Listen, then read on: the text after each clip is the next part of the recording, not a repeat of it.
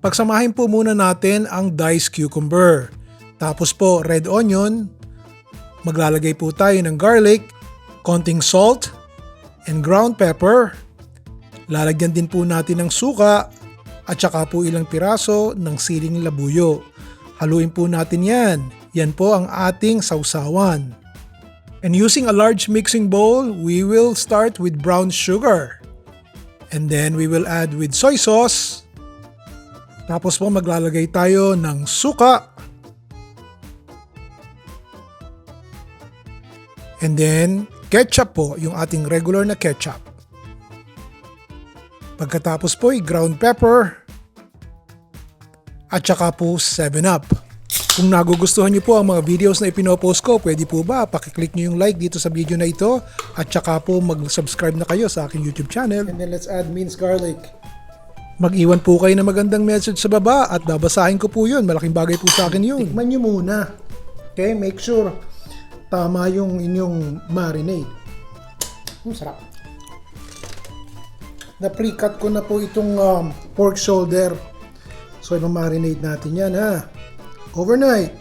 Para ma-develop yung flavor.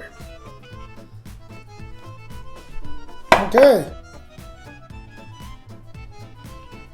So, I will finish this. Hindi ko na pakita sa inyo. Okay. Pan grilling. Ang tawag po is pan grilling. And let's start pan grilling our barbecue. Alam nyo, the barbecue sticks were longer than the diameter of my pan. So, pinutol ko po yung dulo. Lagyan nyo ng space in between para maluto. Okay? May brown sugar po itong pork barbecue na to. So, madali siyang masusunog kasi ang unang masusunog yung asukal. So, just really watch it, okay? Depende po sa cut at sa lambot ng baboy nyo, dapat paikutin nyo para even yung pagkakaluto. Alam nyo, ang suka, an acid, pampalambot din po yan, tenderizer. So the longer you marinate the meat, the softer it becomes. At kung lalagyan nyo ng pineapple juice, lalambot pa lalo. Then every once in a while, ikutin nyo po yung barbecue as always para even yung pagkakaluto, tignan nyo ha, yung brown sugar nagpapaganda, nagpapatamis, nagpapasarap, pero ang gandang tignan kasi nagme-melt siya into the pork. And before you remove the pork barbecue from the pan, give the barbecue another round of glazing. Yung leftover marinade po, i-brush nyo pa uli sa barbecue para magiging juicy pa siya. And then, lutuin ng konti, and you're done.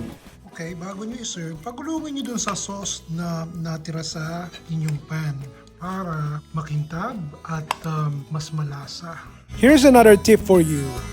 Yung isang pork barbecue recipe ko, ang halo, hoisin sauce at saka pineapple juice. Ang lasa, para pong hamonado. Nagustuhan niyo po ba? O bukas, ganun din po gagawin natin. Ang mga Ricado'y mura. Pagdating sa bahay, madali pong lutuin at magugustuhan ng pamilya nyo at ng mga kaibigan nyo. Ayos! Ron Bilaro po!